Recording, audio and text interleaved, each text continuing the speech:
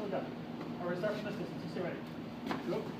Go. Okay, I start early. Now, we're going to go in my reaction. Okay, see I'm standing here? As soon as you see the knife presented in a deadly fashion, I want you to try to draw your gun, okay? All right. Okay. This distance with a knife, you're going to get stabbed. It's probably going to happen. There's different things you can do to prevent that. Like, does anybody know any disarming tricks? Knife disarming tricks? Anybody? Maybe, maybe not. People get hit in the head all the You're time. still going to get slashed. Okay. If you're that close, they're already in. I'm giving you the knife. You want it done? No, don't worry about it. Like, you're going to stab it with it, okay? You see a lot of people doing this, just go at it slow first. Right. So a lot of people doing this kind of stuff, redirecting the knife. Now really stab it with it, like you're going to stab it with it. Okay, I want you to try to hit me with it. Sure. See? That shit don't work. Right. Okay? I want you to try to stop it. I don't care. You see this all the time, like on YouTube and stuff, and it doesn't work. It's funny, real quick story, okay? This is one I was telling you about. I took a class with a guy, and he was telling me he trained Army Special Forces for forever. I mean, he's done it forever. He's a professional. He told me a story about how him and a couple other guys, British SAS guys, were going and they were training. I think it was like Al Qaeda or some sort of rebels to clear rooms. Okay. ISIS. Whoever it was, I don't know. I don't remember what he said, but that is specifically. But okay, generally rule of thumb: room clearing 101. Don't go in the middle of the fucking room. Okay.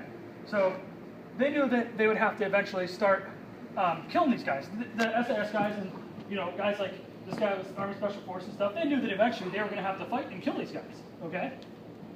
So what they do? They taught them stand in the middle of the door, kick open the doorway, go in the middle of the room, back to back, doing this.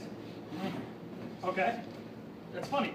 Until a lot of people saw it on the internet. They saw reputable guys like this certain gentleman, British SAS guys, teaching that. It was all over the internet. So next thing you know, you're going to a police academy and people are teaching this shit.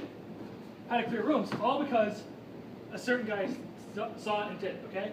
So anything that you've learned online is probably bullshit, okay? You see all sorts of different, like, fancy, doohickey things, you can do all this karate stuff. Realistically, it doesn't work because they all start from here. Right. Of course, if my weapon's presented and you know it's going to come, that's not how knives work. Right. They're from back here. Try to stop this knife from coming. You're going to get cut. Right. It's going to happen. What you can do is create distance, okay? I'm going to actually seal it up.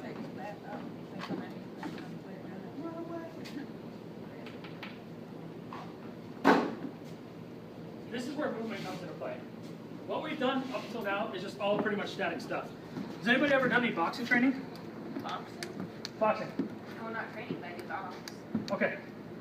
General rule of thumb, if you're squaring off, my strong side is my right side, okay? If you're going to step away from a punch, which side are you going to step to? Probably this way. Why? That's the side of my strong hand.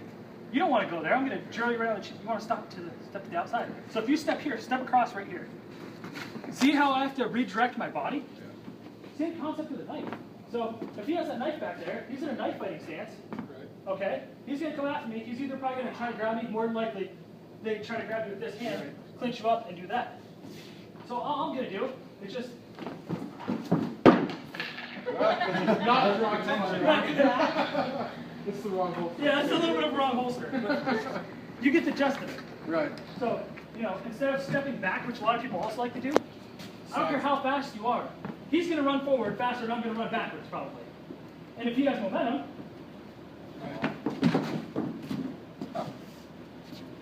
okay, all the other fancy shit that you see in movies and all that disarming stuff does not work, okay? Now, that being said, you should never be in a situation because you should be tactically aware of your surroundings. Right. Now, if he comes over here, all right, and say, we'll set this chair up for this. At a fancy dinner, I showed knives. Okay. For all intents and purposes, these are walls, okay? I step in a little bit. All right, I can't go forward, really, because that's there, and he's going to trap me there, okay? So I can't go this way because there's a wall. I obviously can't go backwards. What do? Kick him. Anybody? What? Slide the wall. She's exactly right. Ha! Yep. Well, you can do one or two things. Either you're going to get stabbed. You can use this wall to generate movement. Okay, so you come at me. I'm going to push him, go low center of gravity. Wow. You see, you got to be explosive. But I made that clearance. If you're not fast and don't have really explosive movements, also what you can do, it's what we call a stop hit. It's just basically you take this, or do whatever, however you have to do it. You can do like this. I'm going to drill him right in the center of the chest. That's going to throw you right back. That's just to get enough space, okay? And generally with the knife, this is where it's going to happen. At this point, like, it doesn't matter how fast I am with a gun. I'm not going to be able to generally realistically draw him, unless I'm this far away. They're right there. Unless, you know, everybody talks about 21-foot rule. This is hard enough to draw a gun. Go ahead, try it. Okay. But it's hard enough. He's going to hit.